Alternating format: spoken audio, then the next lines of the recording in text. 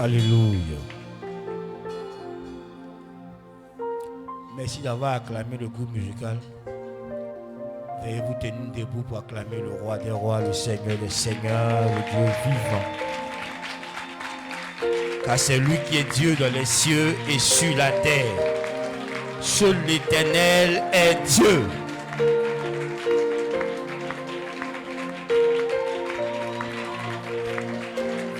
Alléluia. Gloire à Dieu. Merci. Veuillez vous asseoir. Amen, amen.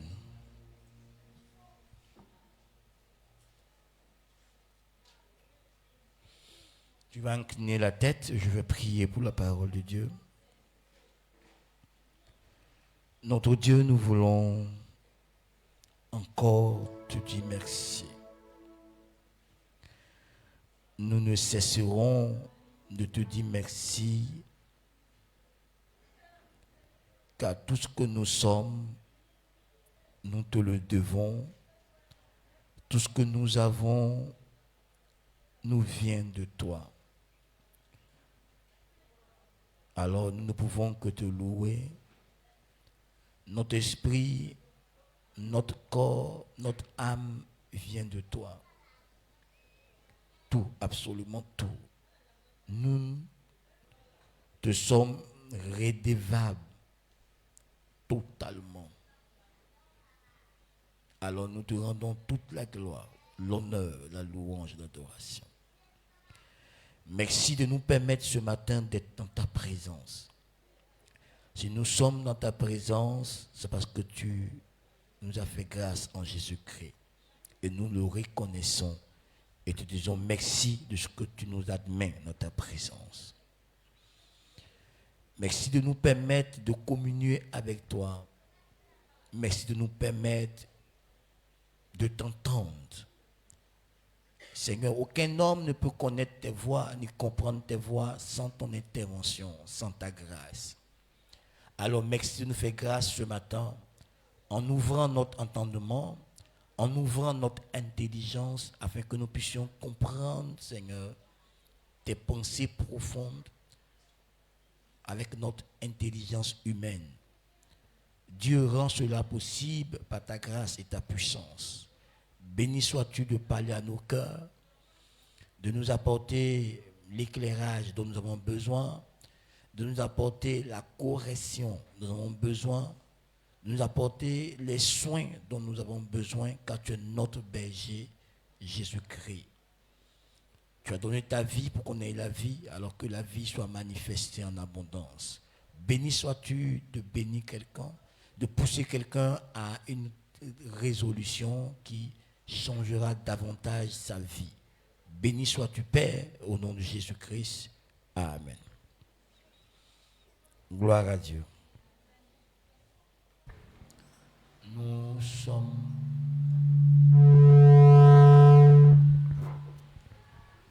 en train de parler des lois du succès que nous tirons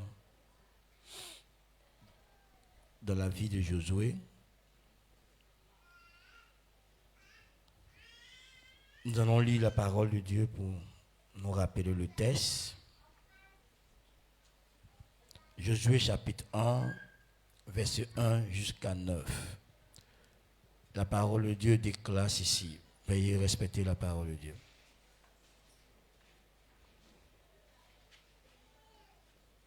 Josué chapitre 1, 1 à 9.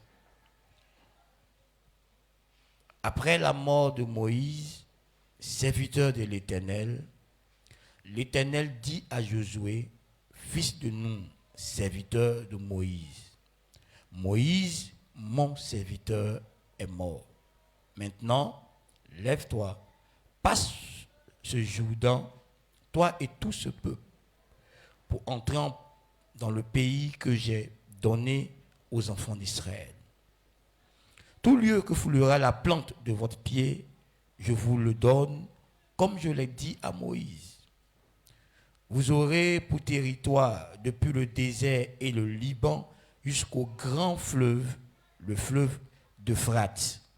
tout le pays des Hétiens et jusqu'à la grande mer vers le soleil couchant. Nul ne tiendra devant toi tant que tu vivras. Je serai avec toi comme j'ai été avec Moïse. Je te délaisserai point, je ne t'abandonnerai point. Fortifie-toi et prends courage, car c'est toi qui mettras ce peuple en possession du pays que j'ai juré à leur père de leur donner. Fortifie-toi seulement et aie bon courage en agissant fidèlement selon toute la loi que Moïse, mon serviteur, t'a prescrit. Ne t'en détourne ni à droite ni à gauche, afin de réussir dans tout ce que tu entreprendras. Que ce livre de la loi ne s'éloigne point de ta bouche. Médite-le jour et nuit pour agir fidèlement selon tout ce qui est écrit. Car c'est alors que tu auras du succès dans tes entreprises, c'est alors que tu réussiras. Ne t'ai-je pas donné cet ordre? Fortifie-toi et prends courage. Ne te ferai point, ne t'épouvante point, car je serai avec toi, dit l'Éternel, ton Dieu. Amen. Gloire à Dieu. Veuillez vous asseoir.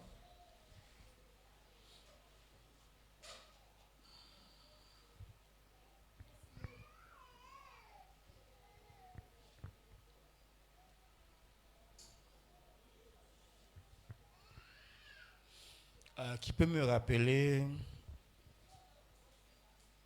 un point du dimanche passé? Juste le dimanche là, passé. Qui peut me rappeler un point du dimanche passé? Levez la tête, regardez-moi, c'est ici.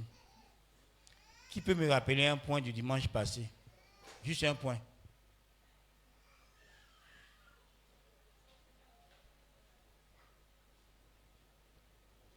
Personne ne veut se jeter à l'eau. Qui me rappelle un point du dimanche passé? Ok, oui.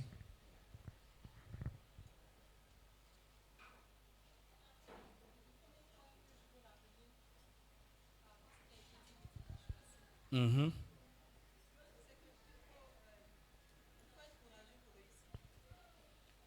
faut être courageux pour réussir. Qui d'autre? Oui. Je n'ai pas compris. Ce que tu apprends. Tu dois pratiquer ce que tu apprends. Dimanche passé. Oui. Ça c'est dimanche je suis passé.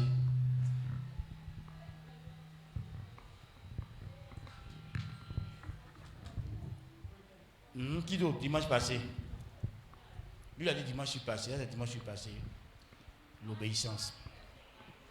La loi de l'application. La loi de la pratique. Toi-même, tu as micro là, oui. Il faut du courage pour réussir dans la vie. Elle a déjà dit ça.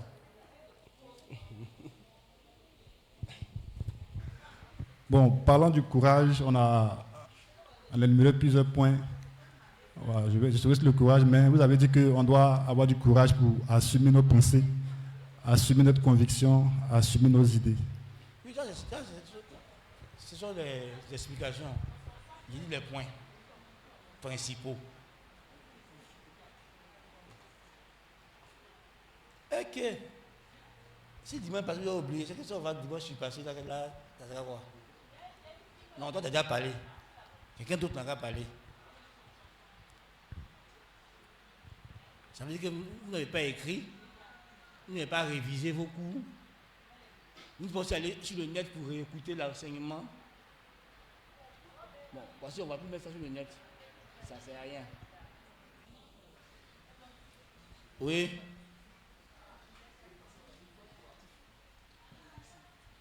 Voilà.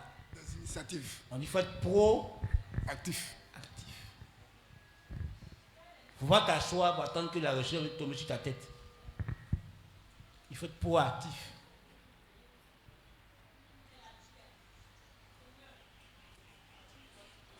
Ou quelqu'un qui est proactif ne peut pas être paresseux. Il faut être proactif. Ouais, quoi encore?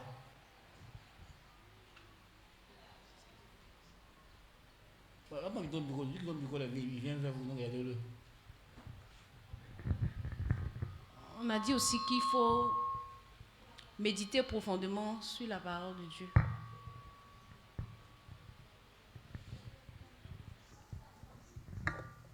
On a aussi dit qu'il faut prier et puis s'adapter aux situations qui surviennent.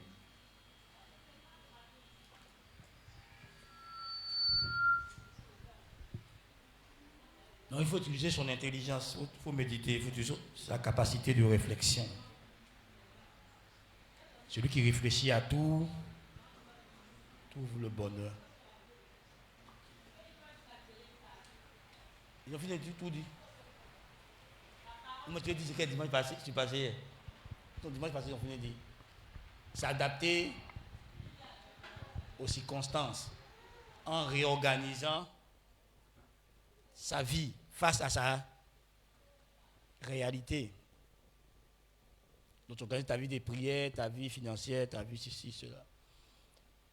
Ok.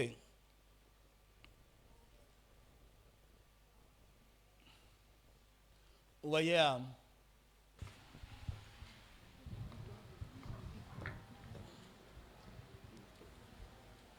si ta vie reste pareil, il y a un souci.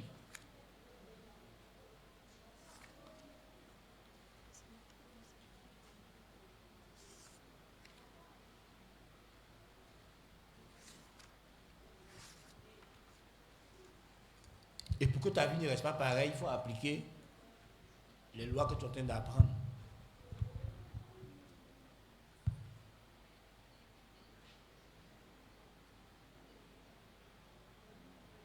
Et aujourd'hui, je vais dire des choses simples que tu sais, mais dont peut-être tu ne prêtes pas attention, mais tu le sais. Vous voyez, dans ce qu'on a lu, Dieu a dit à Josué, médite jour et nuit. Jour et nuit. Qu'est-ce que tu comprends?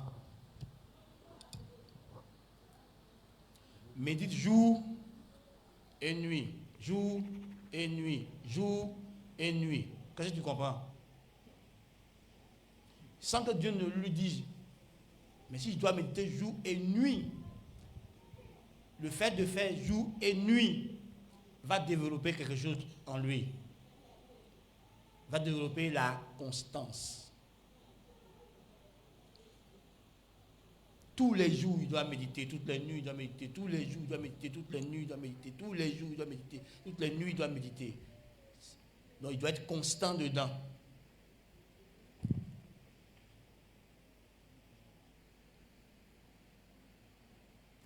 La plupart d'entre nous ne sommes pas constants dans certaines choses.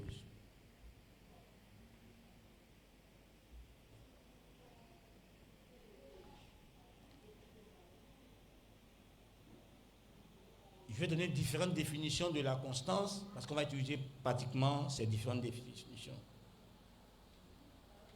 La première définition, c'est la constance, c'est la persévérance dans ce que nous entreprenons. La persévérance dans ce que nous entreprenons. La persévérance dans la conduite d'une entreprise ou dans une attitude déterminée. La constance, c'est la persévérance dans ce que nous entreprenons. Dans la conduite d'une entreprise ou dans la conduite ou dans une attitude déterminée. C'est la persévérance dans une attitude déterminée, une attitude déterminée. Retiens bien le mot persévérance.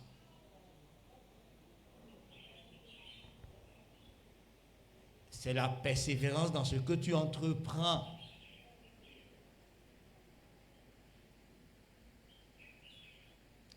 La persévérance dans la conduite d'une entreprise. La persévérance dans une attitude déterminée.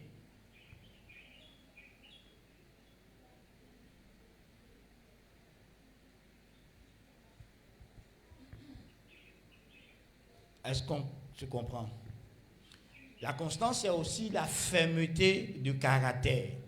La fermeté de caractère, la force morale permettant de supporter les épreuves. La constance, c'est la fermeté de caractère, la force morale permettant de supporter les épreuves.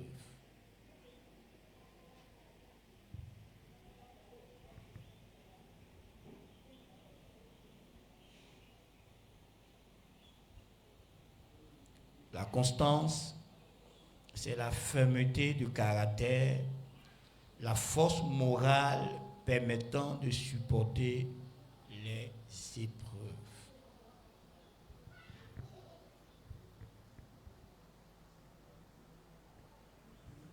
Gloire à Dieu.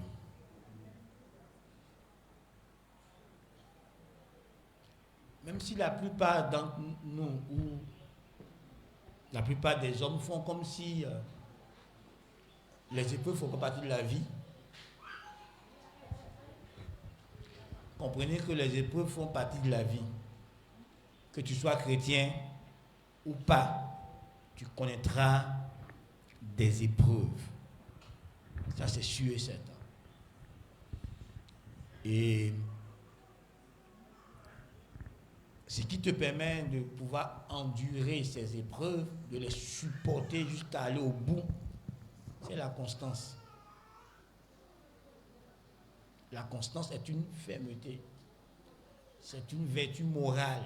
C'est une valeur dans ton caractère qui te permettra de supporter les épreuves, de supporter les difficultés, jusqu'à atteindre l'objectif ou le but fixé. La plupart d'entre nous, quand nous sommes éprouvés, on abandonne. On commence bien une chose, et dès qu'il y a un obstacle, dès qu'il y a des difficultés qui se présentent net, la plupart on fait quoi? On lâche, on recule, on abandonne.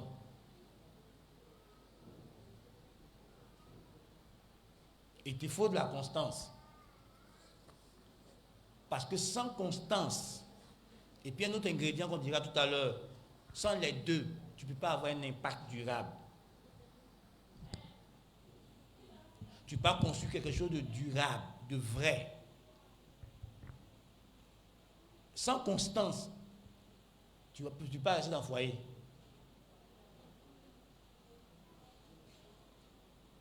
Sans constance, tu ne peux pas rester dans le foyer.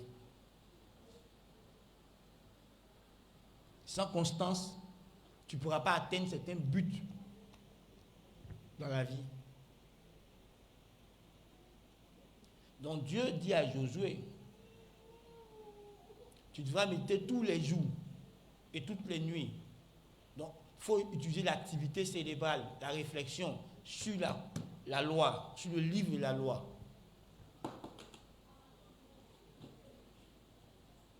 Frère, on est combien ici qui pouvons dire, moi, je médite de manière constante, de manière régulière, de manière assidue, que je suis constant dans la prière. On a dit que c'est la persévérance dans une attitude déterminée. Est-ce que tu es constant dans ta vie de prière? Parce qu'on se plaint. On en veut souvent même aux pauvres pasteurs. Ah, ma vie n'avance pas. Depuis que je suis le pasteur, là, rien. Mais pourtant, au fond, tu n'es pas constant dans ce qu'on t'a appris. Tu n'es pas constant dans la prière. Tu n'es pas constant dans la méditation de la parole de Dieu. Tu n'es pas constant dans l'obéissance à la parole de Dieu. Tu n'es pas constant dans le service de Dieu. Tu n'es pas constant dans les choses qu'on t'a appris. Même dans ta foi, même tu n'es pas constant. Il y a des moments où tu as cessé de croire en Dieu. Tu doutes de Dieu. Tu fais des mois et des mois dans le doute. Et puis après, le matin, tu reviens encore. Dieu il a confiance en toi. Tu n'es pas constant dans ta foi. Et tu te plains que je ne vois pas Dieu, Dieu n'agit pas dans ma vie. Est-ce que tu es constant? Est-ce que tu es persévérant dans ce qu'on t'a appris? Est-ce que tu es persévérant? Tu viens à l'église, le pasteur t'a dit, ma chère Dieu, on ne vit pas dans le péché. Dieu est saint, donc sois saint.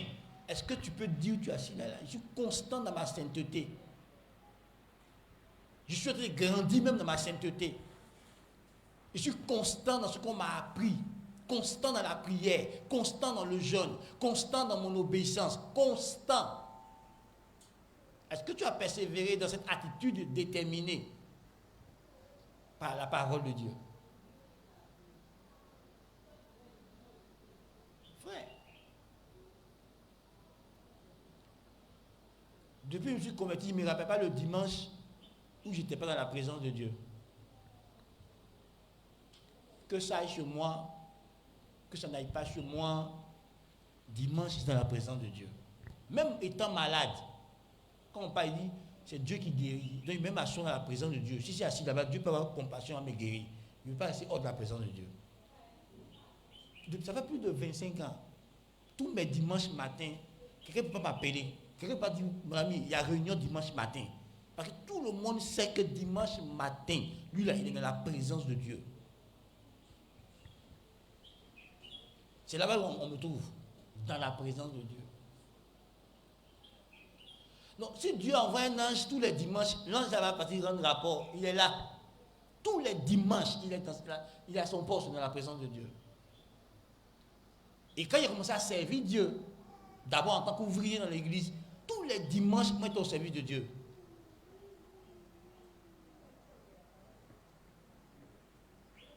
Et que je suis pasteur, c'est pareil. Tous les dimanches, je suis à mon poste de serviteur de Dieu. Je sers Dieu.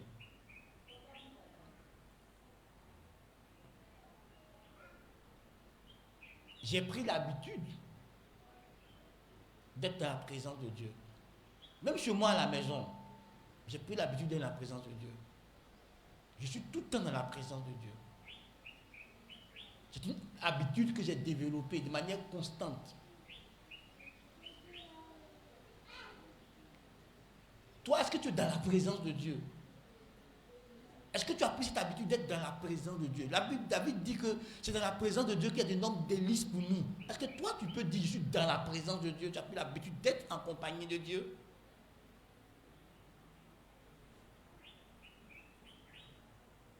Souvent, toute la journée, je monopolise la télévision. Je mets prédication, après prédication, je mets louange et adoration. Pour que la présence de Dieu soit constante dans ma maison.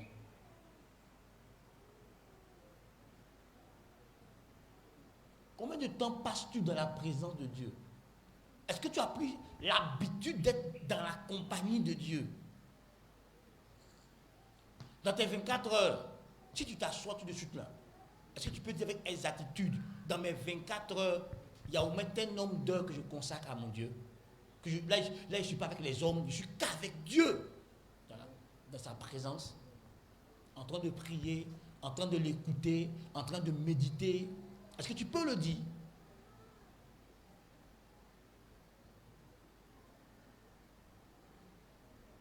Ce qui fait que quand Dieu, il y a un mouvement de Dieu à l'église, tu ne sais même pas que Dieu est en train de Dieu en mouvement.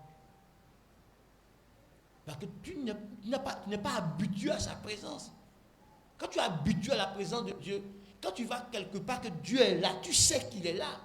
Quand il n'est pas là, tu le sais. Parce que tu es habitué à cette atmosphère.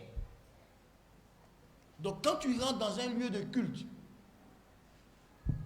même quand on chante, on crie, si Dieu n'est pas là, tu sais qu'il n'est pas là. Parce que tu es habitué à lui. Donc quand tu rentres là et qu'il n'est pas là, tu le sais. Ouais, moi, j'ai croisé des gens respectables et honorables par le corps de Christ. Mais quand je suis dans leur compagnie, je n'ai senti aucune présence de Dieu. Frère, si tu transportes la présence de Dieu, tu le sais. Quand elle te quitte, tu le sais. Mais tu vois, pour que ça reste, il faut être constamment dans sa présence. Il faut être constant dans la méditation de la parole de Dieu. Jour et nuit, jour et nuit, jour et nuit, jour et nuit. C'est pas, je médite lundi matin et puis je médite dimanche soir. C'est tous les matins que je médite et c'est toutes les nuits que je médite. La nuit fait 12 heures, de 18 heures à 5h59 minutes. Le matin commence de 6 heures à 18 heures. Et tu dois méditer durant cet intervalle de temps. C'est-à-dire que si un enfant de Dieu n'a pas médité, c'est au moins 2 méditations. C'est-à-dire qu'il a pris un temps le matin, il a pris des portions d'écriture, il s'est assis dessus, il a réfléchi pour chercher à comprendre ce que l'écriture a dit. Et il a tiré des leçons qu'il va appliquer à sa vie. La nuit aussi, de 18h, il trouve un temps où il médite la parole de Dieu. Donc ça veut dire que chacun d'entre nous doit méditer la parole de Dieu au moins 2 fois durant les 24 heures. Au moins 2 fois. Mais si tu n'as pas développé la constance, tu ne le feras pas. Et tu vois, je vais te dire quelque chose de fort ce matin, quand il va arriver sur l'autre point, l'autre loi. Frère, est-ce que tu es constant?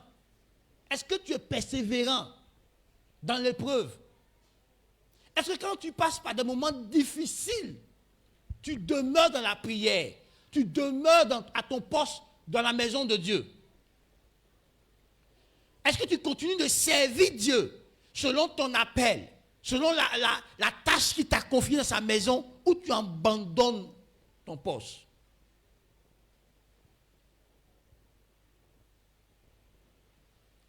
Est-ce que quand c'est dur chez toi, quand tu as des manquements, quand tu as des choses que tu veux, mais que ça tarde à arriver, est-ce que tu continues de servir Dieu? Est-ce que tu continues d'être dans la présence de Dieu? Continue d'adorer Dieu, de prier Dieu, de louer Dieu, de méditer la Bible, de faire ce que Dieu attend de toi? Quelle est ton attitude lors des épreuves? Quelle est ton attitude lors des humiliations? Quelle est ton attitude lors des manquements? Quelle est ton attitude quand les choses ne vont pas dans ton sens? Quand les choses ne se passent pas comme tu veux? Quelle est ton attitude? Est-ce que tu persévères dans l'épreuve? Est-ce que tu persévères dans ton service de Dieu, dans ton poste que Dieu t'a confié? Ou bien tu abandonnes? Habakkuk dit, j'étais à mon poste pour voir ce que Dieu va dire à ma réplique. Il était à son poste. Qui est à son poste? Frère. Est-ce que tu es constant dans ta conduite? Est-ce que dans 20 ans, on te reconnaîtra comme l'homme intègre que tu es? Est-ce que dans 40 ans, tu seras toujours intègre? Paul dit, j'ai appris à bien vivre dans les moments difficiles, dans la disette, dans les manquements. Et j'ai appris aussi à bien vivre dans l'abondance. Est-ce que dans l'abondance demain, tu seras la même personne? Est-ce que quand Dieu te bénira, quand Dieu te donnera ce que ton cœur désire, ce que tu veux, est-ce que tu seras toujours dans la présence de Dieu? Est-ce que tu seras toujours respectueux vis-à-vis de ton pasteur? Est-ce que tu seras toujours respectueux vis-à-vis de ton responsable de département? Est-ce que tu seras constant? Est-ce qu'on te verra dans la présence de Dieu? Ou tu vas disparaître de la présence de Dieu, puis tu vas faire des apparitions de temps en temps? Quand tout ira bien chez toi, est-ce que tu seras constant? Est-ce que le même frère qu'on connaît aujourd'hui, quand tu n'as pas encore de véhicule, quand tu n'as pas encore un gros titre sur le plan professionnel, quand tu n'as pas encore un compte gagné, quand tu n'as pas encore voyagé, parcouru les nations, est-ce que on pourra toujours te dire bonjour? Est-ce qu'on pourra toujours te reprendre, te corriger? Est-ce que l'humilité que tu prêtes aujourd'hui, là, elle va demeurer? Est-ce que tu seras constant dedans? Est-ce que ton mari pourra toujours te conduire, te contrôler? Quand tu vas toucher de l'argent, quand tu seras une femme indépendante financièrement, est-ce que ton mari pourra te contrôler?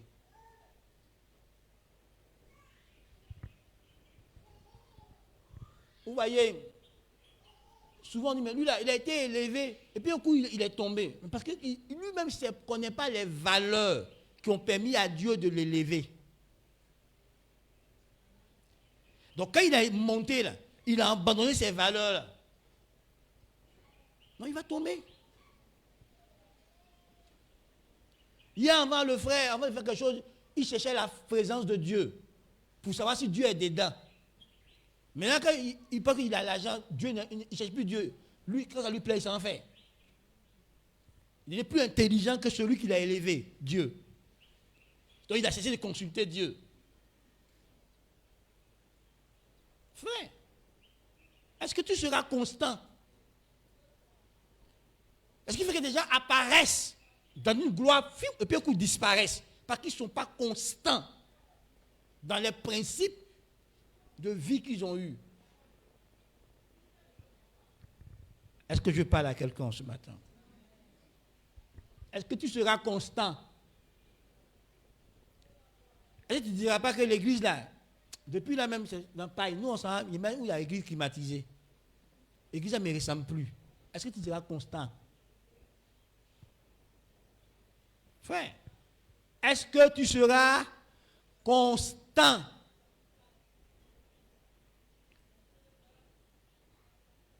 Est-ce que tu vas persévérer dans ta conduite, dans ton comportement qui est pieux, qui est bon? Moi, tu vas l'abandonner. Frère, on peut bien commencer et on peut mal terminer si nous manque la constance. Frère, est-ce que Dieu parle à ton cœur ce matin? Regarde-toi. Il y a des choses que tu as perdues, il y a des valeurs que tu as perdues, non? Quelqu'un t'a arraché tes valeurs. Il t'a pris de bonnes choses. Il est parti avec. Il y a des gens qui ont eu honte de leur chrétienté, honte de leur foi. Et puis ils se sont compromis. Parce qu'ils ont eu honte d'être dans un milieu où ils sont différents des autres. Parce que la parole de Dieu nous rend différents des autres. Ils ont changé. Je connais des amis pasteurs. On prêchait ensemble la sanctification. On prêchait ensemble la croix. On prêchait ensemble la nécessité d'un chrétien de vivre dans la dépendance de Dieu, d'obéir au Saint-Esprit. Mais ils ont changé l'enseignement ça là. Ils prêchent tout est grâce. Tu peux fumer, ça ne fait rien. Jésus est derrière moi pour toi. Ils ont changé à cause de l'argent. Quand la souffrance du ministère s'est imposée à eux, ils ont changé de message. Ils ont changé d'attitude. Ils ne sont pas constants.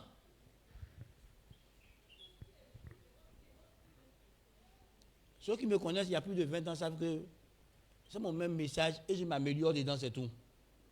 Mais tu ne vas pas m'empêcher de prêcher la sainteté. Ce n'est pas possible.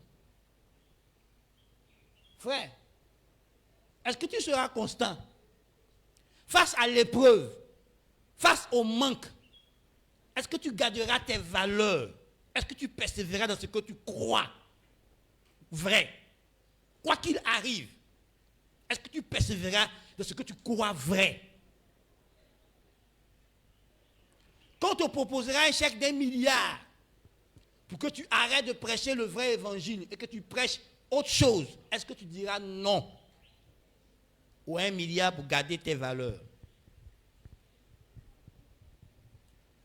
Es-tu constant dans ton obéissance? Toi, tu obéis à ton père spirituel au dû. Et comme il tarde à faire certaines choses avec toi, tu deviens désobéissant. Donc ton obéissance, c'était quoi? C'était conditionné. C'était intéressé. Donc tu fais semblant d'obéir pour qu'il t'élève, pour qu'il donne un poste de responsabilité à l'église. C'est ça?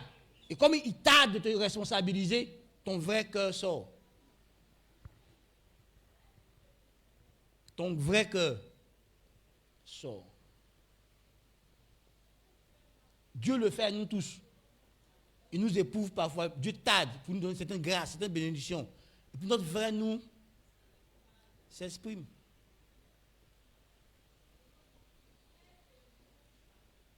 Frère, il a dit à Josué, fais-le de manière fidèle. Il dit pour agir fidèlement, selon ce qui est écrit. Écoute-moi bien maintenant. Dans le royaume de Dieu, Dieu testera ta fidélité avant de faire quoi que ce soit. Ce n'est pas que le fait que tu apportes offrande et dîme que Dieu regarde. C'est ta fidélité dedans qu'il va regarder. Ce n'est pas le fait que tu pries aujourd'hui qu'il regarde. C'est ta fidélité dans la prière que Dieu va regarder. Ce n'est pas le fait que tu marches à cet homme de Dieu là que Dieu regarde. C'est ta fidélité. Il y a des gens qui marchent à un homme de Dieu et puis Dieu les regarde quand 10 ans, 15 ans, 20 ans avant de les bénir. Où est le révérend docteur Dion? C'est 50 ans après. Écoutez-moi bien. Il y a longtemps que l'église baptiste œuvre mission avait les moyens de lui offrir une maison. Mais c'est 50 ans après que Dieu le récompense pour combien d'années de travail? 50 ans après.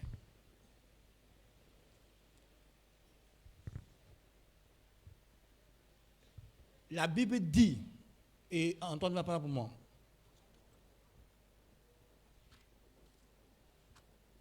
Allons dans 2 Corinthiens, non. Non, prends 1 Corinthiens, chapitre 4, lis le verset 1 à 2. 1 Corinthiens 4, 1 à 2. Nous lisons la parole de Dieu, 1 Corinthiens, chapitre 4, verset 1 à 2. Ainsi, qu'on nous regarde comme des serviteurs de Christ et des dispensateurs des mystères de Dieu. Du reste, ce qu'on demande des dispensateurs, c'est que chacun soit trouvé fidèle. Merci. Amen. Qu'est-ce qu'on demande aux dispensateurs? Qu'est-ce qu'on leur demande?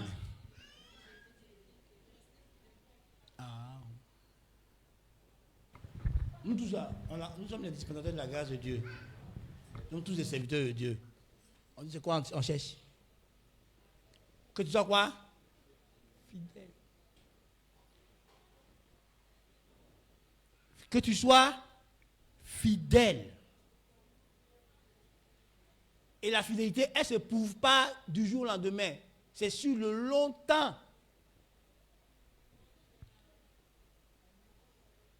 Quand ta femme sera malade, pendant des mois et des mois, c'est là on verra si tu es fidèle à ta femme. Si tu vas rester dans ton mariage, si tu ne vas pas le voir ailleurs, si tu seras là pour lui donner les soins, la garder jusqu'à ce qu'elle guérisse, c'est là on verra ta fidélité. Quand la pauvreté de ton mari va s'étendre là, depuis là ça dure, on verra si tu seras fidèle. Frère, c'est dans le temps. C'est pas... Parce que tu as vu, je suis fidèle à toi. Tu es fidèle où? Ça fait 1 an, tu es avec moi, tu es fidèle. Attends. Il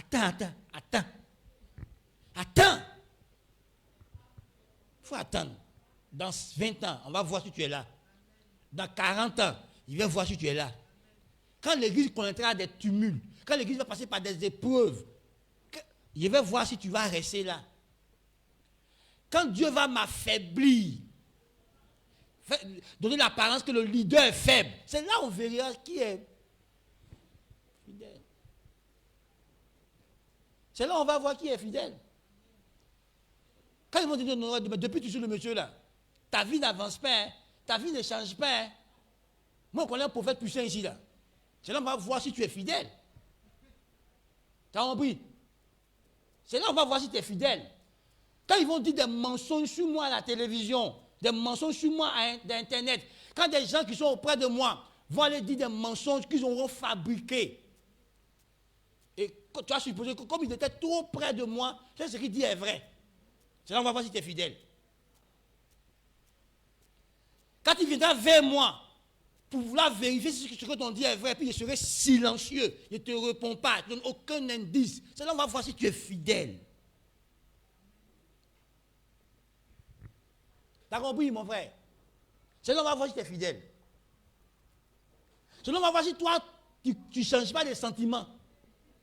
Tu ne changes pas tes affections. Parce que c'est ça la fidélité. C'est la qualité de quelqu'un qui est constant dans ses habitudes, dans ses sentiments, dans ses affections. Il est constant.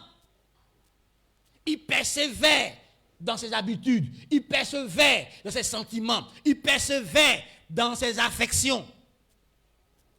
C'est la qualité de quelqu'un qui est attaché. Quelqu'un qui est fidèle, dévoué, attaché à quelqu'un ou à quelque chose. Ouais, c'est ça la fidélité. Moi, je suis fidèle. Oui, je suis fidèle. Tu connais ce qu'on appelle fidélité? Attends, on va voir, le temps va arriver. On va voir si tu vas être fidèle jusqu'à la mort. On va voir. Frère, quand la personne va t'offenser, quand la personne va te blesser, on va voir si tu vas être fidèle à la personne.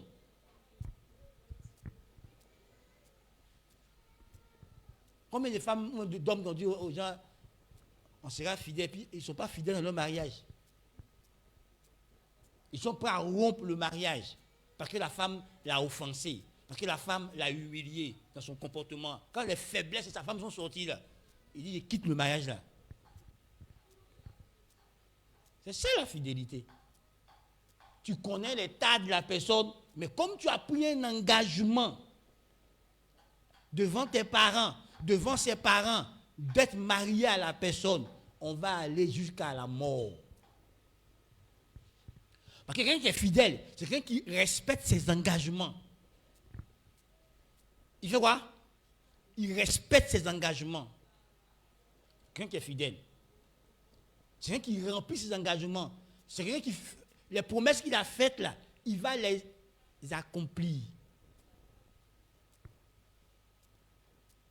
Moi, je dis aux gens, quand vous êtes pas marié, je ne crois pas à votre amour. J'attends. Quand vous serez dans le foyer, après 3 ans, je vais voir si vous vous aimez. Après 7 ans même au maximum, quand les tares de la personne vont sortir au grand jour,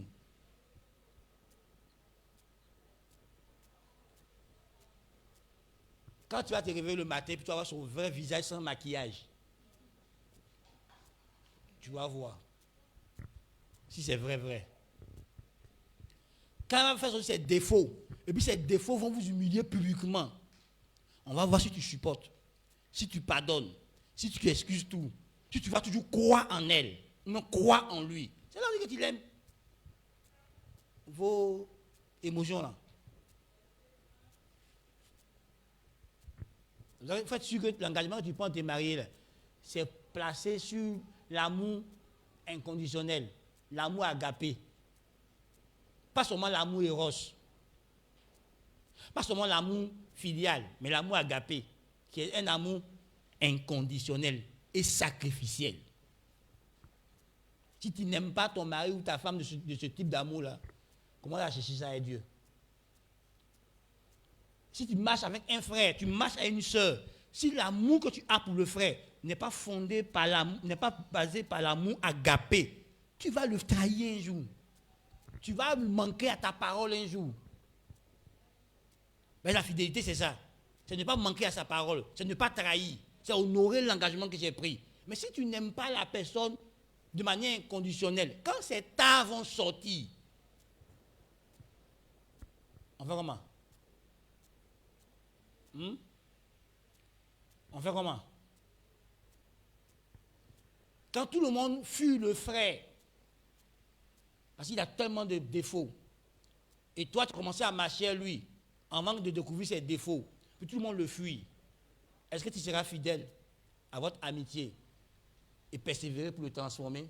Ou tu as dit, comme tout le monde l'a fui aussi là, moi aussi je m'en vais. Pourtant, tu as pris l'engagement d'être son ami. Hein. Frère, on a ici beaucoup. On a pris des engagements qu'on a arrêté de faire. Hein, il vous attaque là. Direct. Pasteur, je m'engage à donner 1 million à l'église pour le terrain. Tu n'as pas encore fait. Imaginez-vous que Dieu n'avait pas intervenu chez la femme. On était où? Non, soyons sérieux. On était où? Pasteur, je m'engage à donner 200 000. Ça fait 3 ans. Mais si tu fais tes dépenses, calcule tes dépenses depuis 3 ans, ça dépasse 200 000. Mais tu vois, c'est parce qu'on n'est pas fidèle dans nos engagements. Mais ça, ce n'est pas un péché. Hein? C'est si un frère, tu dis qu'il y a un frère ici, là, il a commis une impudicité. Là, c'est péché. Mais quand toi, tu n'honores pas tes engagements, là, ce n'est pas un péché. Est-ce que c'est un péché? Ce n'est pas un péché. Est-ce que c'est un péché? Non, ce n'est pas un péché. Ce n'est pas un péché. Mais si c'était un péché, tu allais sortir à quitter là-bas. Tu n'allais pas t'asseoir là-dedans. Frère, écoute-moi. On est tous fidèles, mais on veut réussir. Frère, tu ne peux pas réussir si tu es infidèle. Ça va te créer des problèmes. Mais tu vas prendre des engagements. Et puis quand ton cou, ça va serrer ton cou là. Tu sors de là. Frère, on dit, avant de prendre un engagement, on s'assoit et puis on réfléchit profondément. Frère, tu as créé une entreprise. Tu as dit aux gens, venez travailler à moi. Chaque fin du mois, vous donnez ça. Et puis tu ne le fais pas. C'est toi qui es chef d'entreprise. C'est toi qui dois te priver et puis donner à tes employés leur salaire. Eux, ils ne se sont pas engagés en entrepreneuriat. Ils ne sont pas entrepreneurs, ils sont salariés. Maintenant, tu demandes à tous tes salariés, là, tes employés salariés là, de se comporter comme les entrepreneurs. C'est toi seul qui es l'entrepreneur. Donc, tu ne demandes pas aux gens de faire le sacrifice qui te revient à toi. Est-ce qu'eux sont engagés à être entrepreneurs? Eux cherchent un travail. Faut ouvrir. Eux sont quoi? Travailleurs, salariés. Ils n'ont pas pris d'engagement d'être entrepreneurs. Tu as créé une entreprise, comme eux ils cherchent travail, ils sont venus postuler pour travailler. Donc eux, ce sont des travailleurs. Ils ont la mentalité de travailleurs. Ils n'ont pas la mentalité d'un entrepreneur. Donc toi, tu dois te battre tous les fins du mois pour payer leur salaire.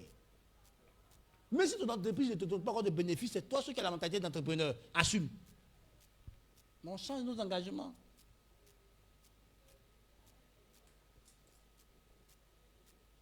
Frère, est-ce que tu es fidèle? Est-ce que tu es fidèle à ce que tu dis? Est-ce que tu es fidèle à tes propres paroles? Tes propres paroles que tu as données là, tu les respectes? Frère, tu as dit à l'homme là, dans la maladie, dans la pauvreté, dans la richesse, je t'aimerai. Maintenant, il y a quoi? Quand sa maladie se manifeste, tu veux fuir. Tu fuis par où? Pas une maladie, c'est pas physique seulement. Il y a pour mental là. Et puis il y a pour émotion là. Mais quand pour émotion, c'est manifeste, tu veux fuir. Tu t'en où? Tu as dit dans la maladie et dans la santé, je serai avec toi. Donc reste là. Tu t'en où?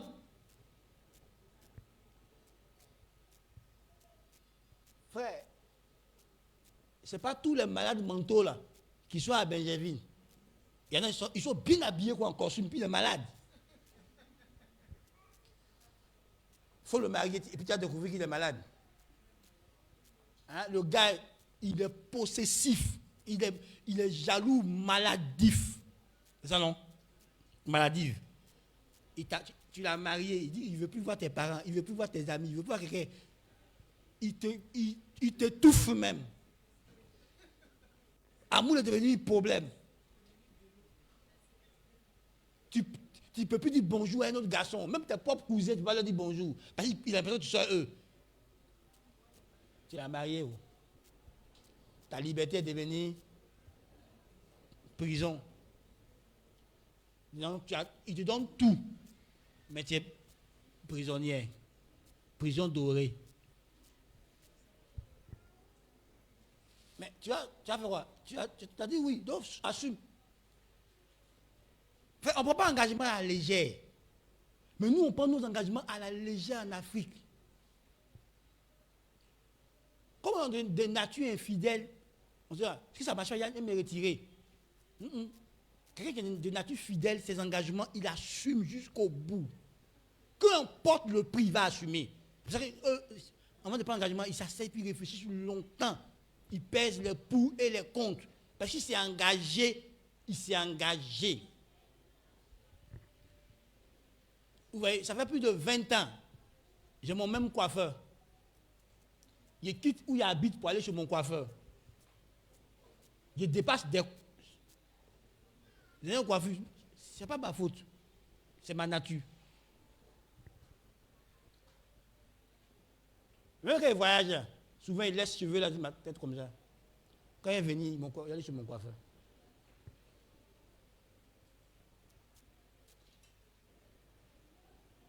Quand il paye quelque chose quelque part, puis ça ne m'a plu, là, la personne vient d'avoir un bon client. Ben, je suis sur lui. Je dis que lui, il démissionne. Je ne vais pas aller ailleurs, je dis son client. Je change rarement d'endroit où je paye mes choses. Parce que le paye c'était bon. Moi, je suis là. Lui, c'était mauvais. C'est ça. Enfin, est-ce que tu es fidèle?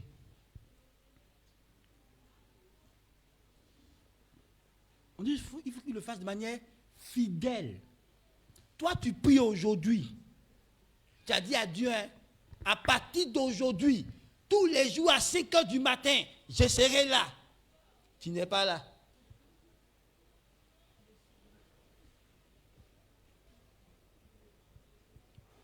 Tu n'es pas là. Là où tu as dit que tu seras là, tu n'es pas là. À 5 heures, Dieu, souvent, l'ange même vient te réveiller. Il est 5 heures. Tu dis, je suis fatigué. Il est dormi. Qui t'a forcé de dire ça? Enfin, écoute-moi bien. Hein. Quand les gens viennent dans leur témoignage ici, il faut attraper tes émotions comme ça, avec force. Faut pas, tu vois, faut pas faire. Il dit, faut pas faire. Quand le pasteur est venu dire, je jeûne 40 jours. Dans l'année, il fait 3 fois 40 jours. Tu te lèves, moi aussi, j'ai fait 3 fois 40 jours. Est-ce que tu sais ce qu'il fait pour faire 40 jours 3 fois? Frère, il y a eu plein comme ça. Quand un frère vient rendre son témoignage, que moi j'ai décidé de prier 7 heures par jour. Lui aussi, il décide à la minute, dans la émotion là. Capable de dire, je prie 7 heures par jour. Est-ce que tu sais ce qu'il y a dans 7 heures de prière par jour? Tu vois ce qu'il y a dedans? Tu connais ce qu'il y a dedans?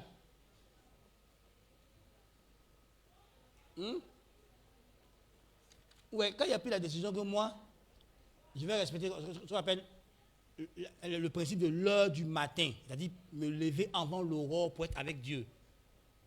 Vous savez comment il a souffert? Ah bon. Parce que imagine-toi que je reste en train de travailler tard la nuit, faire des recherches bibliques, et puis à 2 heures du matin, il m'a me coucher. Mais là, à 4 heures, l'ange vient et puis me réveille. Un pipi qui me sert. Pipi là me sert tellement qu'il ne peut pas me coucher. Je suis obligé de me dévoiler uriner. Mais quand il sortait d'uriner, puis Dieu me dit, il est l'heure de la prière. Donc tu vois, il veut se coucher à 2 heures. Non, il ne faut pas là. Donc quand il est pris là. Jusqu'à ce qu'il m'habitue à éduquer mon corps dans ça. Mais je pouvais dire à l'ange, pardon, moi je vais me coucher. C'est à 2 heures du matin, je me suis couché tout de suite là. Tu crois pas? Quand je viens enseigner ça ici, il y a des gens qui disent, on va faire. Ça veut dire me demander, papa, comment on fait pour établir l'heure du matin là? Ils sont allés, à tout moment, je suis sûr que l'heure du matin là, ça les regarde. Ils tombent, et puis l'heure là les regarde. Tu as compris? Il était quelque part, puis il a dit que une année, non, pendant 2 ans, chaque mois, il faisait 2 semaines de jeûne. Il y a un des appelés là, il allait, lui va faire ça. Je n'ai pas dit que c'est Dieu qui m'a dit de faire. Hein. Il a rendu mon témoin comme ça. Lui, il allait, il dit va faire. Il ne peut pas. Et puis, papa, il dit, ah, comment tu as fait? Il dit, non, fais quoi? Et puis, il m'a expliqué. Il dit, non, moi, c'est Dieu qui m'a dit de faire comme ça. Donc, Dieu lui-même avait la force de supporter. Est-ce que Dieu t'a donné la même instruction? Il dit, ah, mais tu n'as pas dit ça. Il dit, est-ce qu'il t'a dit de faire? Frère, voici Osborne. Osborne que Pierre pousse à lui tout là. Il n'a jamais gêné une semaine. Son jeûne le plus long, c'est 3 jours. 3 jours quoi? 6 heures, 18 heures. Nous, on tape les jeûnes secs. Lui, il n'a rien fait ça, mais Pierre pousse. C'est la grâce que Dieu lui a accordée. Tu vas le copier ça? Va copier. Frère, est-ce que tu es fidèle? Seigneur, il dit, avant d'ouvrir ta bouche devant Dieu, là, réfléchis 3 fois. Seigneur, moi, je te promets, à partir d'aujourd'hui, je te promets, Seigneur, que tu auras 40% de mon argent. Dieu, on ne dit pas ça. Moi, j'ai vécu ça. Quand il a fait ça, mon argent s'est réduit. Mes entrées se sont réduites. J'ai dit à Dieu que l'autre moitié à toi, l'autre moitié à moi. Maintenant, ça a diminué. Mes charges, et puis mes regarde. Ah! Est-ce qu'il a changé ma parole? Donc, quand l'an vient, je lui donne sa part. Et puis, il présente ce qui me reste de ma main. Il dit, Dieu, c'est insuffisant pour mes charges. Et puis, il envoie. Donc, il développait 2 choses en même temps. Non, 3 choses en même temps. La constance, la fidélité et ma foi. Quand j'ai pris l'engagement. Tu vois, quand j'ai pris l'engagement, j'ai dit à Dieu, apprends-moi à aimer les gens de manière inconditionnelle. Ah non, on ne fait pas prier cela. Les gens m'ont fait mal. J'ai dit qu'ils m'ont fait mal. Et comme j'ai dit que je dois les aimer de manière... Donc, je dois faire quoi? Hein? Je dois les aimer comme ça. Il ne doit pas cesser il doit continuer. Quand tu parles à Dieu, il faut écrire ce que c'était dit là. Il faut écrire. Il faut chercher à comprendre ce que tu es en train de dire. Vous voyez, c'est quand il a appris à prier de manière plus excellente. Est-ce que tu peux aller t'arrêter devant un chef, un roi, et puis divaguer, dire tout ce qui est dans ta tête? Dieu est plus que les rois là. Donc maintenant, avant de prier, là, je m'assois. Et puis je sais ce que j'ai dit à Dieu.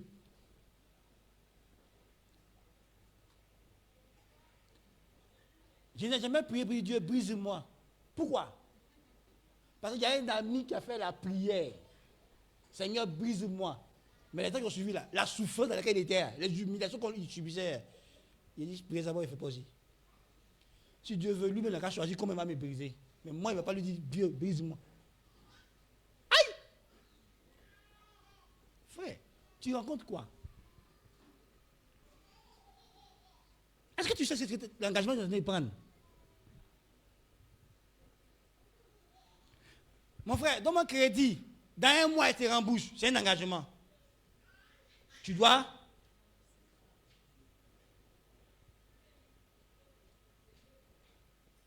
Frère, on a pris des engagements qu'on ne respecte pas. On est infidèle. Dans ton mariage, dans les amitiés, dans ta vie spirituelle, personnelle, il y a plein d'engagements que tu ne respectes pas. Quand tu es venu pour ton pasteur à prêcher sur la prière, l'importance de la prière, tu as pris la résolution que toi, tous les jours, tu vas prier. Tu en es où aujourd'hui? Tu en es où aujourd'hui? Vous voyez, la constance, plus l'engagement multiplié par le temps, ça produit l'impact durable. Dieu ne fait rien pressé. Vous-même vous dites que vous avez découvert que dans le fruit de l'esprit, il y a un mot, on l'appelle patience. Donc Dieu, il est fort patient. Donc Dieu ne fait rien par précipitation. Donc quand tu dis je m'engage à marcher avec Dieu et que tu n'es pas prêt à être fidèle jusqu'au bout, il y a des niveaux de réussite, de succès que tu n'auras pas. Dieu a attendu 25 ans avant de donner Isaac à Abraham. Mais vous vous rappelez que il n'a pas dit à Abraham que tu auras Isaac. La vraie promesse de Dieu à Abraham, c'était quoi?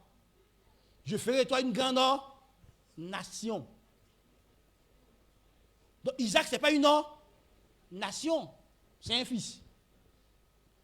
C'est avec Jacob que Dieu a accompli ça. C'est à partir de Jacob qu'Israël a commencé à devenir une nation. Donc, tu vois, il a dit ça.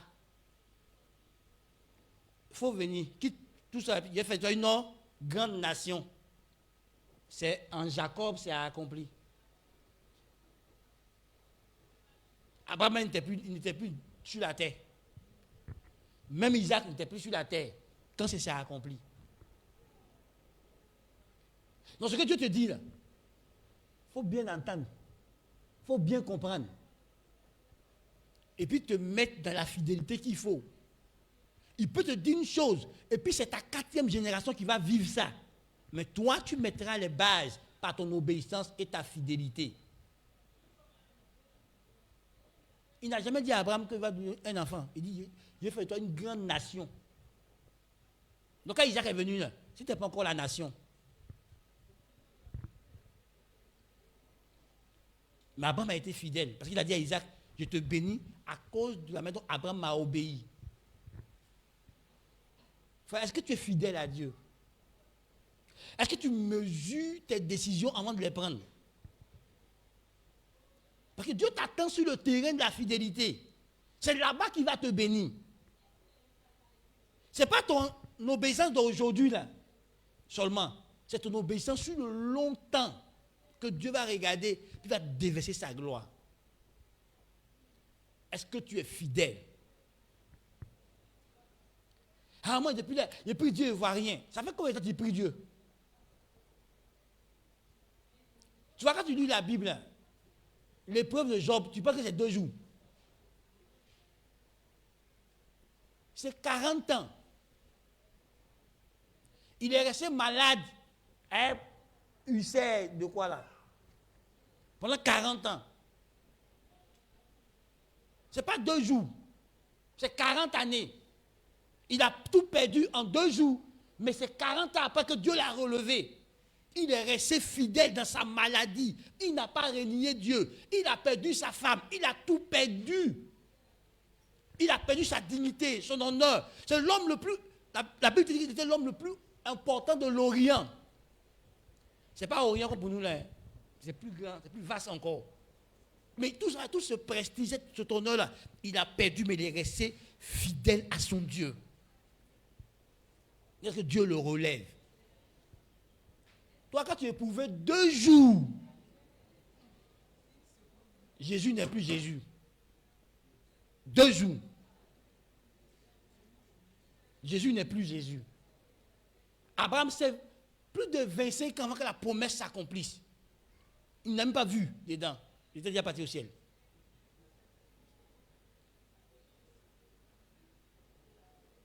C'est Abraham qui a dit que sa descendance va faire 400 ans quelque part, dans une autre nation. C'est Abraham qui a dit ça. Lis ça dans Genèse chapitre 15. Au moment où il confirmait l'alliance à Abraham, puis lui a dit ça. Frère, est-ce que tu es fidèle? Est-ce que toi tu honores tes engagements? Est-ce que tu es constant dans tes sentiments, dans tes émotions, dans tes habitudes? Vous voyez, ceux qui ne maîtrisent pas leurs humeurs, il sera difficile que tu sois fidèle. Toi, ton humeur change à tout moment.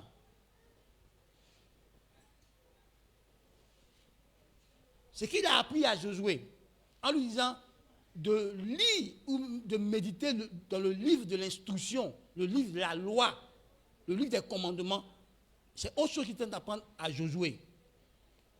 C'est ceci. Étudie ce livre-là.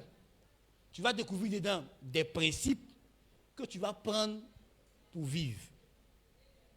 Frère, on ne peut pas réussir si on n'a pas de valeur morale élevée.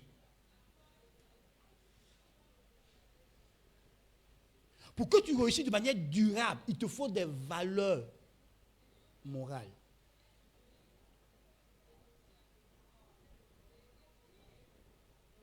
Ton manque de valeur va t'empêcher de réussir.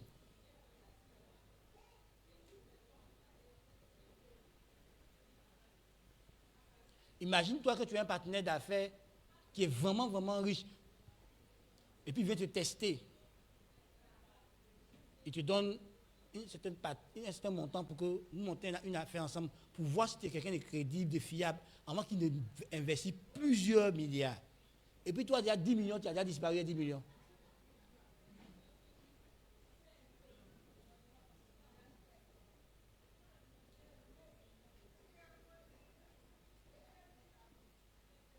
Imagine-toi qu'un gars vient, il vient d'une famille aisée, il est riche, tout, mais quand il vient vers toi, il vient comme un pauvre. Et puis il te fait la cour. Il te dit que toi, malgré toutes les valeurs qu'il te prend, toi tu peux marier un pauvre. Et puis notre mari, le pauvre, là, puis 2 jours après, tu découvres que ce n'était pas un pauvre. Combien de personnes ont vécu ça? Parce que tu n'as pas de valeurs.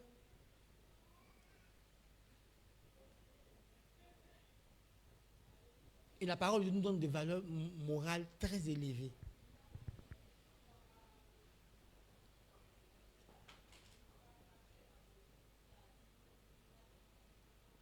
Quels sont les principes sur lesquels tu vis?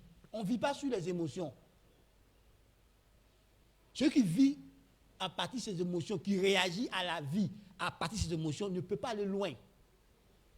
Parce que les émotions changent, ça varie. Ce sont les principes qui demeurent. Quels sont les principes sur lesquels tu as bâti ta vie?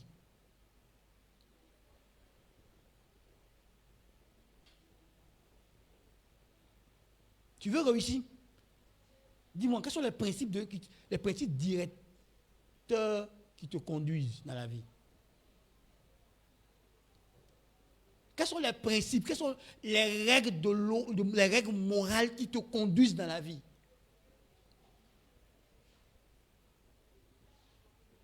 Ce n'est pas tout le monde qui devient milliardaire par la bonne voie. Hein. Il y en a qui ont volé pour être milliardaires. Moi, ils ne les respectent pas. Mais il y en a qui ont travaillé pour arriver là où ils sont millionnaires par le travail et par la grâce de Dieu. On connaît leur histoire, comment ils ont bâti pour arriver là-bas.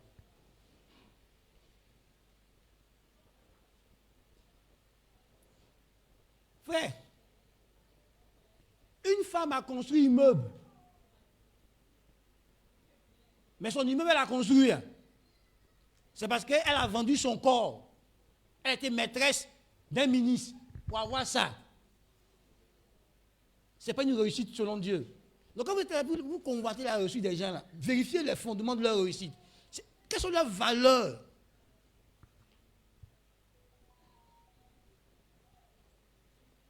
Frère, sur quel principe tu as bâti ta vie? Tu veux réussir? Quels sont les principes qui orientent ta vie? Les principes sur lesquels ton mariage est fondé, les principes sur lesquels tu éduques tes enfants, les principes sur lesquels tu fais... Quels sont tes principes? Quelles sont tes valeurs?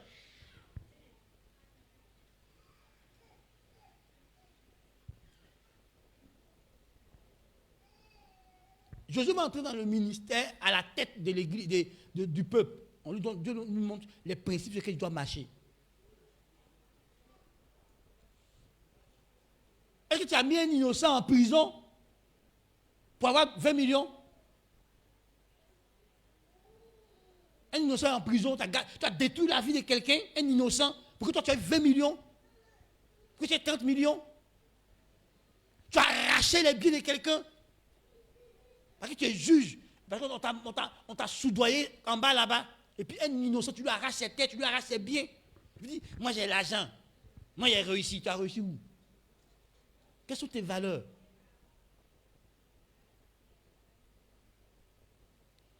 Comment tu as fait pour avoir le poste au travail? Tu allais calomnier les autres dans l'oreille du DG?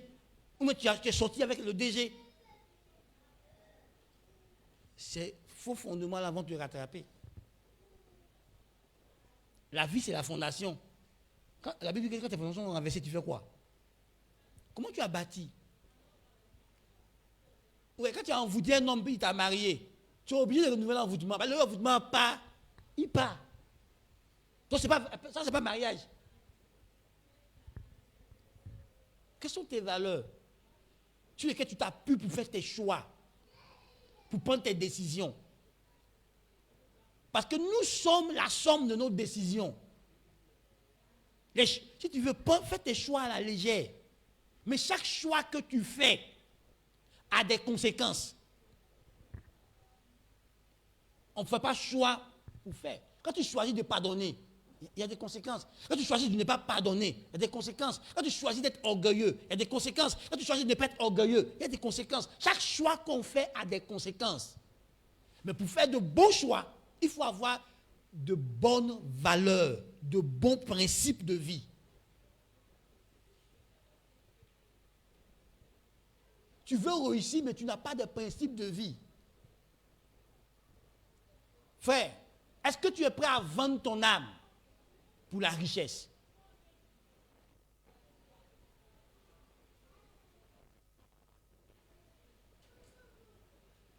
Oh, tu m'écoutes. Mais tu dis, pasteur, il dit quoi? Il te dit, je redis. On vend son âme pour la richesse. Ou on la vend à Dieu, ou on la vend à l'autre. Parce que la vraie richesse est liée à la prospérité de ton âme.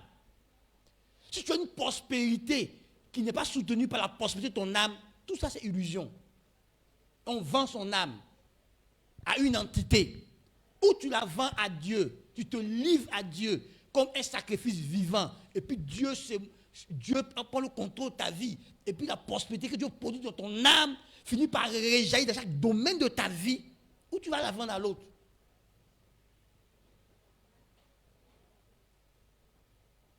On ne devient pas riche sans alliance. Tu as alliance avec qui? Ou tu as alliance avec le diable, ou tu as alliance avec Dieu. Ce n'est pas une question de compétence d'abord. Hein. La richesse, même une question de compétence. Hein. Tu ne vois pas qu'il y a des gens compétents. Tu ne connais pas des gens compétents qui sont pauvres. Non, je dis qu'il faut me répondre. Tu ne connais pas des gens compétents qui sont pauvres. Des gens qui sont remplis de talents qui sont pauvres. Tu ne connais pas. Des personnes talentueuses, mais qui boivent le noir. Donc, ce n'est pas une question de talent. Hein? Il faut bien m'entendre. Ce n'est pas une question de talent. Les talents, les compétences, c'est secondaire. C'est une question d'alliance. À qui tu te livres? À quelle entité tu te livres? Je disais à quelqu'un ce mercredi que Dieu m'a enseigné que 3 personnes n'ont qu'à venir. Bon, 3 personnes n'ont qu'à venir. Il y a une personne là, tu m'excuseras. C'est juste un exemple, tu n'es pas ça. Viens, 3 personnes. Venez. Antoine, monte ici. Non, fais comme ça. Mets-toi derrière ici. Une dernière personne. Une dernière personne. Aïe. Viens. Voilà. Non, descends. Père, j'ai le coup du sang de Jésus. Donc, vous voyez, quand je suis arrêté en face d'Antoine, il y a 2 royaumes derrière lui.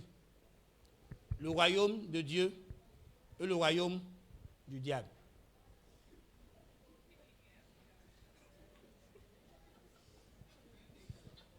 Non, tu n'es pas le diable. Toi, tu es fils de Dieu. Aïe. Vous comprenez? Devant chaque personne que tu as arrêtée, Ces deux royaumes-là sont derrière. Maintenant, lui, s'il est ouvert à ce royaume-ci, ce royaume a l'influence. Donc, comment ça va de lui là? Si je ne suis pas conscient de ça, le royaume qui l'influence peut m'influencer. Si je suis conscient de ça, et que moi je suis influencé par le royaume de Dieu, je peux le retirer du royaume qui l'influence pour le ramener vers le royaume de Dieu, pardon. Donc, devant chaque personne que tu as arrêtée, ça y est là. Maintenant, s'il a ouvert au royaume de Dieu, à quel degré il a ouvert au royaume de Dieu? S'il est complètement ouvert, alors le royaume de Dieu l'influence en tout temps, en tout moment. Mais s'il a ouvert à 50%, il y a autre 50% de temps en temps, le royaume ici là, surgit. Donc, pendant que tu as ton frère là, il se comporte bien aujourd'hui, demain il se comporte tort. Pourquoi? 50-50. Tous les êtres humains, ces deux royaumes invisibles cherchent à les influencer. Et c'est l'être humain là qui s'ouvre au royaume qu'il a choisi. Nous ici, on a choisi le royaume de Dieu. Quand on a choisi Dieu par la foi, on a choisi le royaume de Dieu. Donc nous, on est censé être fermés au royaume des ténèbres et soumis au royaume de Dieu. Donc quand une pensée vient, nous on vérifie. Si la pensée vient du royaume où on est soumis, alors on l'épouse. Mais si elle vient de l'autre royaume, on résiste. Et c'est un exercice qu'on fait à longueur de journée. Tu entends deux voix. La voix de Dieu et la voix du diable. Le diable te tente à faire le mal. Et quand il connaît la parole de Dieu, c'est plus facile pour toi de discerner le genre de sentiments qui t'animent, le genre de pensée qui vient, tu sauras d'où ça vient. Même quand la pensée semble être juste et droite, ce n'est pas parce qu'elle est juste et droite qu'elle vient forcément de Dieu. Je prophétise. Écoutez-le. C'est le serviteur de Dieu. Il vous annonce le salut. C'est vrai ou c'est faux? Hein? C'est vrai, non? Mais qu'est-ce que c'est pour que c'est Dieu qui parle?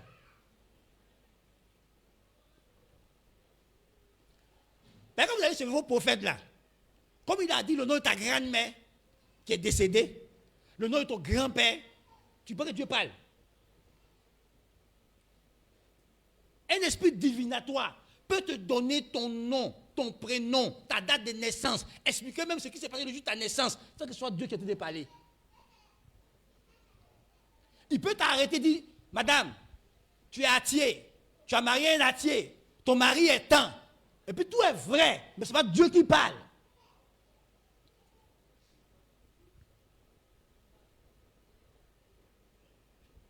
Non, quel est le royaume qui vous qui arrêtez là, c'est quel royaume qui vous contrôle? Allez vous asseoir. Est-ce qu'on se comprend? Donc, quiconque que tu as arrêté, n'oublie pas ça. Soit il y a un des deux royaumes invisibles qui va l'influencer. Jésus parle avec Pierre. Pierre dit ce que la chair dit. Ensuite, il dit ce que Dieu dit. Et quand il dit, Pierre, je vais mourir, Pierre parle. Et puis Jésus dit, arrête de moi. Comment Jésus sait que ce n'est pas Dieu qui parle? Comment Jésus a su que quand Pierre a dit, tu es le Messie, le Fils de Dieu vivant, c'est son Père qui parlait? Même Pierre ne savait pas par quelle source il parlait. C'est Jésus qui lui a révélé que ce que tu es en train de dire là, ce n'est ni la chair, ni le sang. C'est mon Père qui t'a révélé ça. Le même Pierre après, quand il était s'opposer au plan de Dieu, quand Jésus lui annonce sa mort, il s'oppose. Jésus dit, arrête de moi à Satan. Arrête de moi, opposant. C'est Satan qui s'oppose. Comment Jésus a su que ce n'est pas Pierre qui parlait dans les deux cas?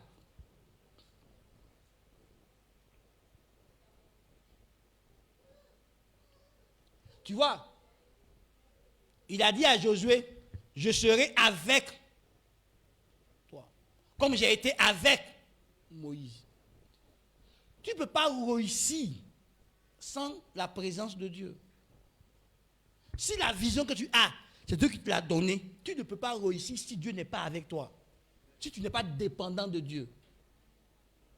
Les chrétiens veulent vivre la gloire de Dieu sans dépendre de Dieu. C'est impossible. Parce qu'il y a un qui ne veut pas voir la gloire de Dieu, qui est contre la gloire de Dieu. Donc tout ce qui commence à glorifier Dieu, il se charge d'attaquer. Donc si Dieu n'est pas avec toi, comment tu vas résister au diable? Tous ceux qui portent la gloire de Dieu, le diable en fait de leur vie sa cible personnelle. Donc si tu portes la gloire de Dieu, tu es la cible du diable.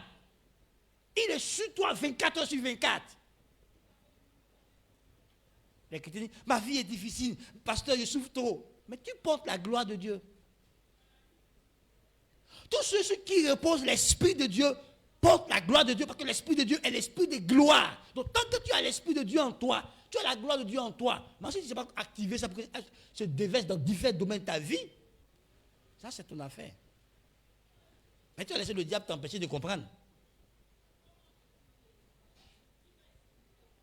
Frère, c'est pour ça qu'on dit qu'il faut lire la Bible, il faut méditer ta Bible.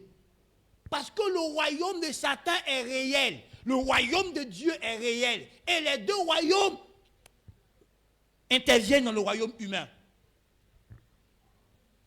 Donc l'humain qui est ouvert à Dieu, il vit Dieu. L'humain qui est fermé à Dieu, vit l'autre.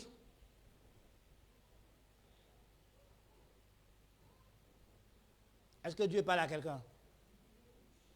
Donc quel est le royaume qui te gouverne? Si c'est pour Dieu là, aucune de ces bénédictions ne sera suivie de chagrin. Aucune. Quand Dieu te bénit, ça ne peut pas être suivi de chagrin. Au contraire, sa bénédiction enrichit. Quand ce que tu vis à l'origine, l'action est Dieu, il n'y a pas de problème. Écoute-moi, frère. Dieu peut te donner enfant. Et puis le diable peut te donner enfant. Le système de la chair, ça ne vient pas de Dieu. Donc quand la Bible te dit que Abraham a eu Ismaël, et puis Dieu l'appelle le fils de la chair.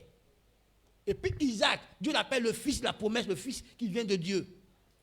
Ce n'est pas la même chose. Jusqu'aujourd'hui, Ismaël continue de créer problème aux enfants d'Abraham. Il faut vérifier. Quelle est la source qui me bénit? Quand j'ai une bénédiction financière, il y a une bénédiction matérielle, il y a une bénédiction relationnelle. Quelle est la source qui me bénit? Même quand j'ai une bénédiction intellectuelle. Vous vous souvenez, Dieu a dit à Adam, qui t'a appris que... Ce n'est pas Dieu qui lui a appris. Donc qui t'a appris? Quelle est la source qui te donne des enseignements? Quelle est la source qui te donne des principes de vie? Quelle est la source qui te donne des règles de vie? Est-ce que tu es sûr, ou tu es assis devant moi, que Dieu est vraiment ta source de vie? Que tout ce qui se passe dans ta vie, c'est Dieu qui est à l'origine, c'est Dieu qui est à la base.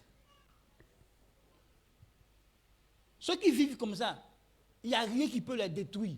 Même quand leurs ennemis méditent de leur faire du mal, Dieu transforme le mal en bien pour eux.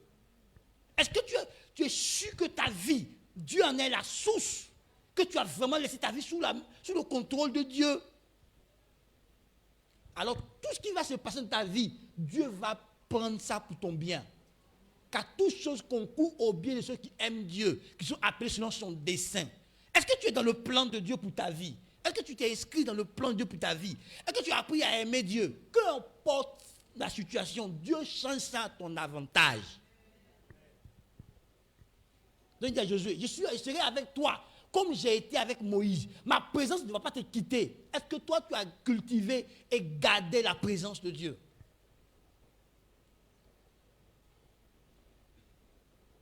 Frère, écoute-moi. Où se trouvent tes bénédictions? Toi chrétien, où ça se trouve? Où ça se trouve? Dans tes efforts? Dans tes efforts?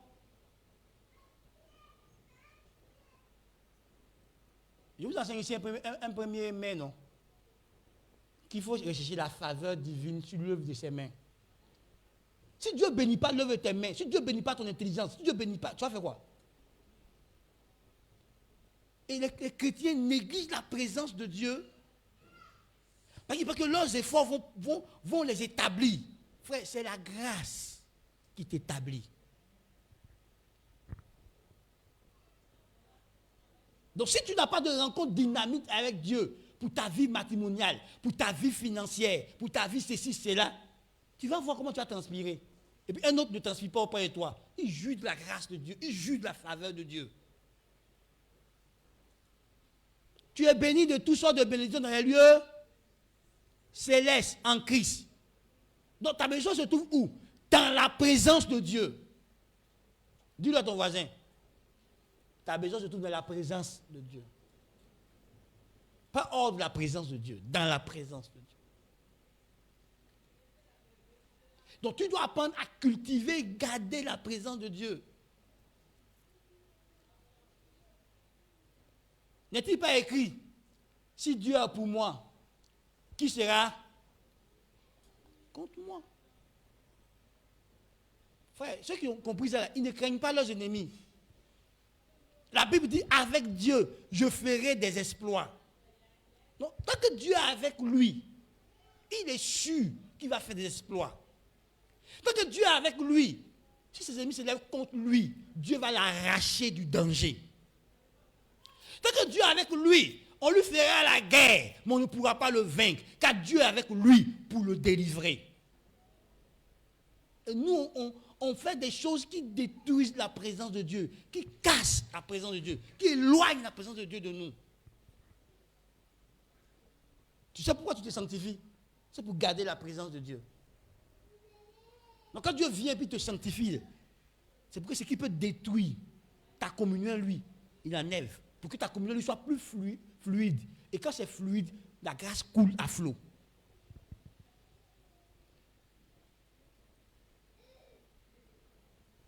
Et nous, on ne garde pas la présence de Dieu. On fait tout ce qui peut éloigner Dieu de nous.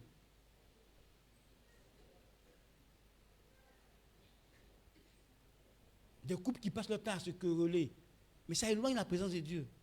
Dieu ne vous a pas mis ensemble pour vous quereller. Pour faire palabre. Pour avoir des disputes. Il vous a mis ensemble pour construire. Ce qui est bon, c'est la discussion. Ce n'est pas les disputes. Ça chasse la présence de Dieu dans votre couple. Vous voyez, si dans votre couple, vous partez d'appliquer les principes de vie de Dieu, vous le chassez. Madame est impolie avec son mari, le monsieur ne respecte pas sa femme, vous le chassez. Pour que Dieu soit présent dans votre mariage, vous devez respecter les règles que lui a établies pour le mariage.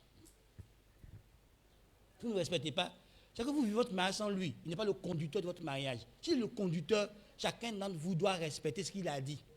Il y a des règles, des principes qui sont collectifs pour tous les deux, puis des principes qui sont individuels. Mari aime ta femme, femme soit soumise, c'est individuel. Mais respectez-vous mutuellement, communiquez, c'est collectif. N'appliquez pas. Frère, un autre travail, et puis son travail est béni par Dieu, est soutenu par Dieu. Puis un autre travail sans que ce soit le ciel qui l'accompagne. Qui t'accompagne dans ta vie? Quelle est la source qui contrôle les choses?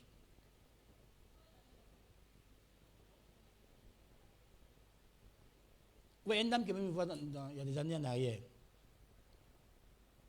Elle dit non, pasteur, je fais commerce là, ça monte, ça tombe, ça monte, ça tombe.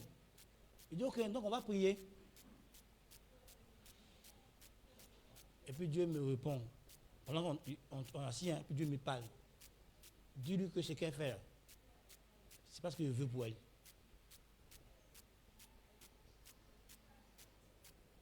Si elle fait ce que je veux, elle va prospérer. Et je lui ai dit, Dieu dit que le commerce que tu fais, c'est pas ce qu'il veut pour toi. Elle dit, ah, moi, c'est ce que j'aime. Il dit, mais moi, je t'ai donné la commission de Dieu. Si tu veux, on va prier pour découvrir ce que Dieu veut pour toi. Il va t'orienter. Et puis, elle a accepté, on a pris Dieu l'a orienté. Elle a commencé à aller hors du pays prendre des marchandises pour amener. Elle a prospéré jusqu'aujourd'hui. Si vous faites ce que Dieu ne vous a pas demandé de faire, vous allez transpirer sans Dieu. Il n'est pas dedans. Ouais, tous ceux qui sont venus être pasteurs, sans que Dieu les a appelés, ils piquent crise. Ils font des dégâts parce que l'onction te protège d'une manière spéciale. Tu vis des choses, mais l'onction garde ça. L'onction gère ça pour toi. Mais quand Dieu ne t'a pas appelé, personne ne devient pasteur. Aime être pasteur. Hein. C'est un appel. Frère, est-ce que ce que tu dois faire, est-ce que Dieu t'a demandé de faire? Oui, si vous continuez de lire le livre de Josué, quand un seul gars a désobéi à l'ordre de Dieu, Josué allait en guerre contre Haï. Ils ont perdu la guerre. Josué est venu demander Dieu, c'est pas ce que tu m'as dit. C'est-à-dire que tout ce que je vais faire, il va y avoir du succès parce qu'il t'obéit. Il dit, il y a un parmi vous là. Il a fait quelque chose qu'il dit qu'il va faire. Quand Josué a réglé le problème qu'il a retenu contre Haï, il a battu Haï. Frère, à qui tu t'associes? Et c'est mon dernier point ce matin. Quel est ton partenaire avec qui tu marches? Écoute-moi. Je ne suis pas en train de faire de la discrimination, hein, mais je vais te dire quelque chose qui est vrai. Ça fait des années que je réfléchis dessus. Tu peux être bien, mais ton environnement, ton entourage peut être l'obstacle de ton succès, peut être l'obstacle de ta réussite, peut être l'obstacle de ta prospérité. Ton entourage.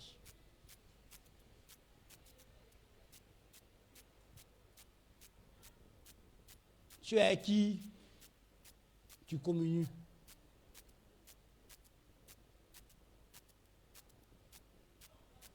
Tu es à qui tu exposes tes projets de vie.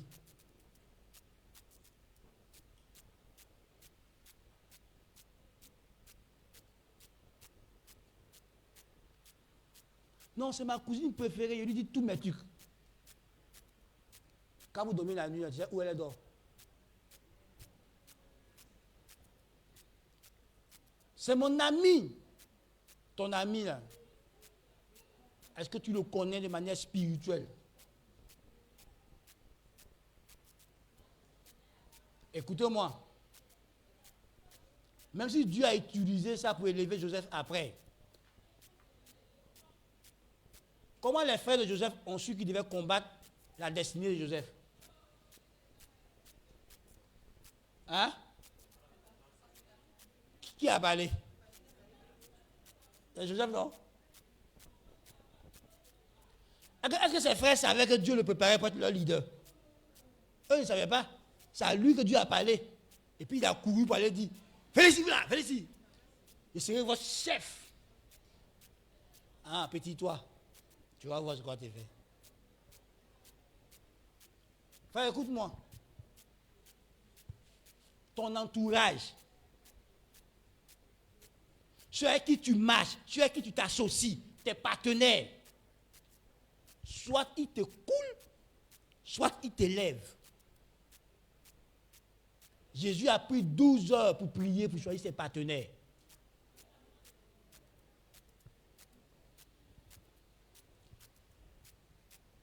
Son équipe directe, les 12 heures apôtres. À qui tu t'associes? Parce que pour la question du mariage, là, c'est très important. Parce qu'une partie de ton bonheur terrestre est confiée à ton partenaire de vie. Celui qui a trouvé une femme, a trouvé le. Pareil pour un homme. Pareil pour une femme. Si tu as trouvé le bon monsieur, alors, il participe à ton épanouissement. Il participe à ton accomplissement. Il participe à ton développement. Moi, je connais des femmes dont le mari a bloqué leur épanouissement. elle ne peut pas s'épanouir, elle ne peut pas s'élever, il bloque tout. Et son mari a choisi, on va dire quoi? On ne peut rien dire. C'est son choix. Il y a des femmes dont le mari a détruit la vie spirituelle.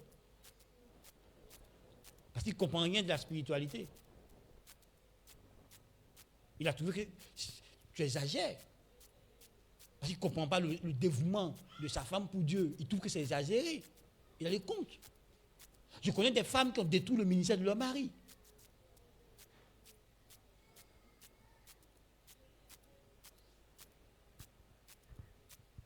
Je connais des partenaires d'entreprise qui ont fait couler l'entreprise. Donc on ne s'associe pas à n'importe qui. La Bible dit que 2 valent mieux que 1. Mais avant de choisir le deuxième là, il faut être sûr que le deuxième et toi là, vous avez la même vision, vous avez le même cœur. Enfin, écoute-moi. Ce n'est pas tout le monde qui a un cœur où on t'élève et puis lui il est content. Oui, il était une année en séminaire avec que des leaders. Leader principal et puis leader assistant. Et puis j'ai expliqué que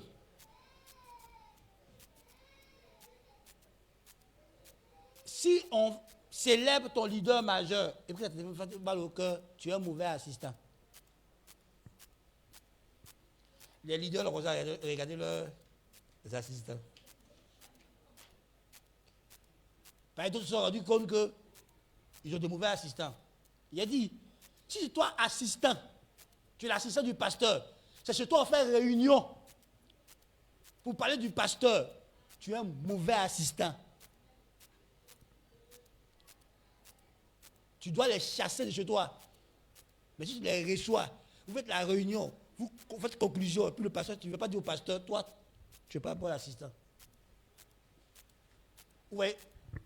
Moïse était à la montagne. Son assistant Aaron a fait veau d'or.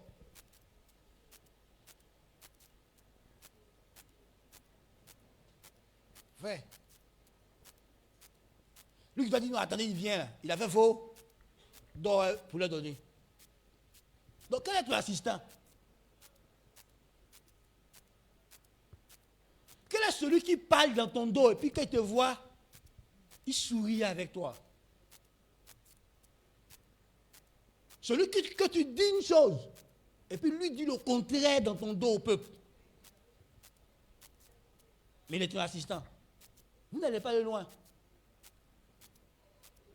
Tu vois, à la maison, le peuple, c'est les enfants. L'assistant, c'est la femme.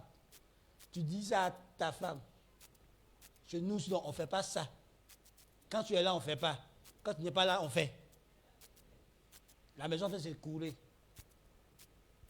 La femme dit que papa, mon mari est trop sévère, il est trop strict, il est trop dur.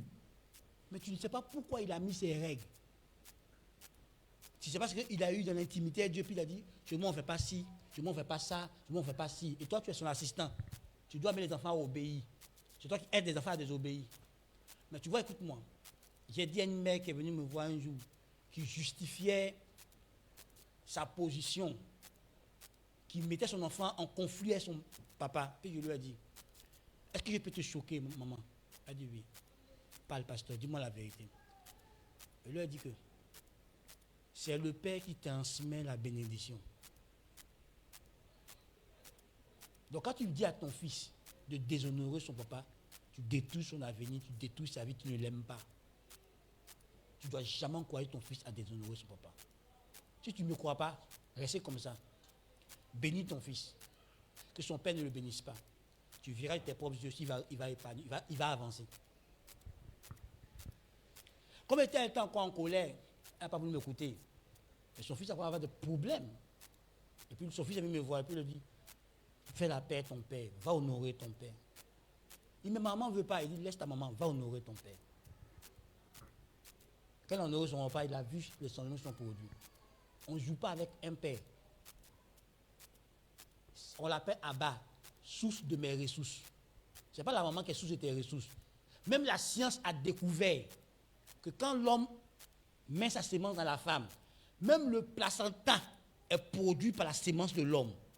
Toute la vie de l'enfant est produite par son père dans le corps de sa mère. Même la science a découvert ça. La mère n'est qu'une femme, une mère porteuse. Même la science l'a découvert. Il y a la vidéo, j'ai montré même la vidéo à ma fille Sandrine. Tellement ça m'a choqué. On ne s'amuse pas avec les pères. Donc si tu es femme ici, que tu encourages ton enfant à déshonorer son papa, tu es en train de détruire l'avenir de ton enfant.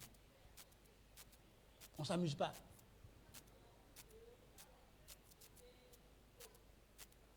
Ah, c'est mon enfant. Même le sexe de l'enfant est déterminé par qui? Par toi? Est-ce que par toi c'est déterminé? Pourquoi l'enfant vient femme ou l'enfant vient garçon là? Qui détermine ça? Et là, qui détermine non?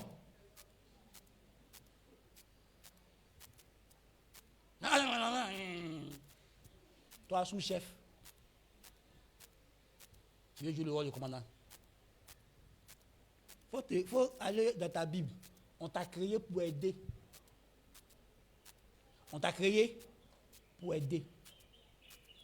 Donc, tu as été créé pour l'homme. L'homme n'est pas créé pour toi.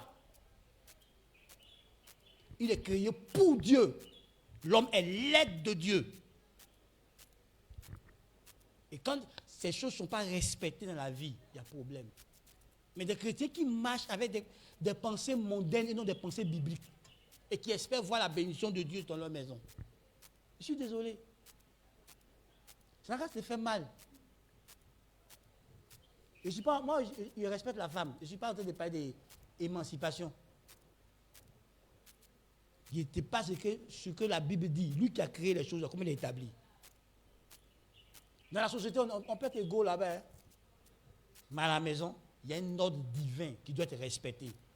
Il ne faut jamais enlever ton mari à sa place. Ce n'est pas lui qui a pris cette place, c'est Dieu qui lui a donné la place. Il faut prier pour qu'il la comprenne et qu'il l'assume de manière correcte pour que votre famille soit bénie.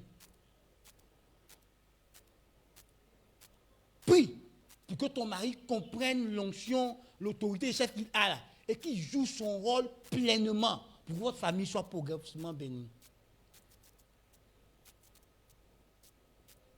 Les femmes prient. L'homme déclare. Toi, tu pries.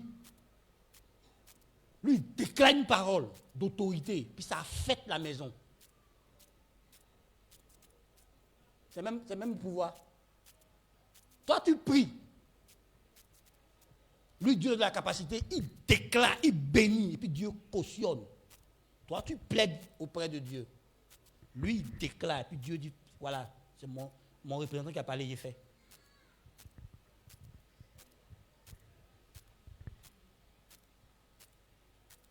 Donc, mes amis, ayez des principes de vie. Cultivez, gardez la présence de Dieu. Soyez constants. Soyez fidèles.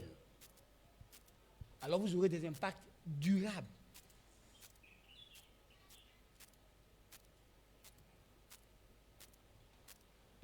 Cultivez et gardez la présence de Dieu. Soyez des hommes de principe. Ayez des principes de vie. Et ne permettez pas à quelqu'un de venir changer vos principes de vie. Vous savez où vous avez tiré ça? Dans le livre de la Bible, dans le livre de la vie, le livre de Dieu. Ce sont des principes éternels qui ont montré leur fiabilité. Des principes qui ont dépassé les époques. Des principes qui sont justes et qui sont vrais. Pourquoi vous les troquez?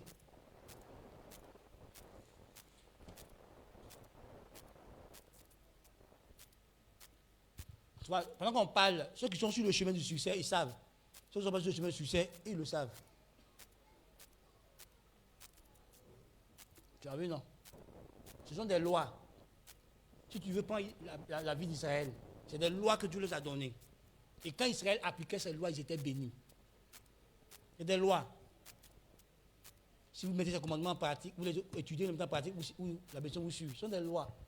Et les lois, quand tu les ignores, il y a conséquences. Quand tu ne les ignores pas, il y a conséquence. Quelle est ton habitude que tu es en train de développer? Il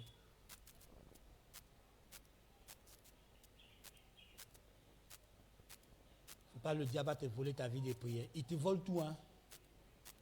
Si le diable détruit ta relation avec Dieu, il t'a tout volé. Hein. Tu n'es rien sans Dieu. Je conclus mes propos avec ça. Tout ce que Dieu a créé, il s'est adressé à une source. Tout ce que Dieu a créé, il s'est adressé à une source. Et la chose créée et la source ont le même potentiel. La chose créée et la source à laquelle Dieu s'est adressé ont le même potentiel. Ce qui veut dire, si Dieu, en créant l'homme, s'est adressé à lui-même Dieu, les éléments qui composent Dieu sont en toi. Le potentiel de Dieu est en toi. Mais pour que ça se manifeste, il faut que la chose créée et sa source restent unies, restent en contact. C'est pour ça que l'homme, quand il n'est pas en communion avec Dieu, la Bible dit qu'il est mort. Il est sans vie. Dieu est la source de la vie de l'homme. Donc si tu t'amuses avec ta source, tu es en train de détruire ta propre vie. Et si seulement c'était ta propre vie seulement, c'était bon. Mais tous ceux qui sont liés à toi vont en pâtir. Ta femme, tes enfants vont en pâtir. Si tu es femme, que tu joues avec ta communauté de Dieu, tu vas créer des problèmes à ton mari. Tu vas créer des problèmes à tes enfants.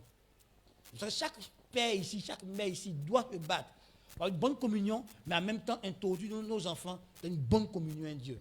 Si on veut que l'héritage que Dieu nous donne leur soit transmis demain. Dieu est ta source.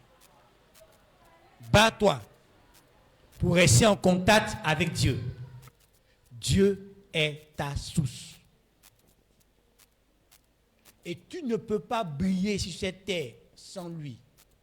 Tu es sur cette terre parce qu'il a voulu et il a un plan pour toi. Et tu ne peux pas accomplir ce plan que ton âme ressent parfois. Les désirs profonds de ton âme viennent de lui. Les désirs profonds qui sont dans ton esprit viennent de lui. Et ton âme les ressent. Et tu ne peux pas les saisir et les comprendre et les accomplir sans son intervention. Nous ne sommes rien sans Dieu. Nous ne pouvons rien sans Dieu. Nous pouvons toutes choses par Dieu qui nous fortifie. Tu veux réussir? Retourne à Dieu. Commence par là-bas. Entretiens ta relation avec Dieu. C'est Dieu qui te communiquera la vision de ta vie. Celui qui pourra te dire, mon enfant, voici pourquoi je t'ai créé. Voici ce que j'ai mis en toi comme potentiel pour accomplir ce que je t'ai créé. Sans Dieu, tu ne peux pas découvrir ton vrai toi. Tu veux réussir? Découvre ton vrai toi. Pour découvrir ton vrai toi, découvre ta source. Seul Dieu peut te montrer ton vrai toi. Seul Dieu peut te montrer tes réelles capacités. De quoi tu es vraiment capable. C'est Dieu qui peut les exposer dans ton esprit. Alors retournons tous à notre Père. Donc j'ai fini les lois de Josué. S'il doit continuer dessus, on va se promener maintenant dans la Bible pour qu'on découvre d'autres lois du succès. Que Dieu nous bénisse et qu'il nous aide.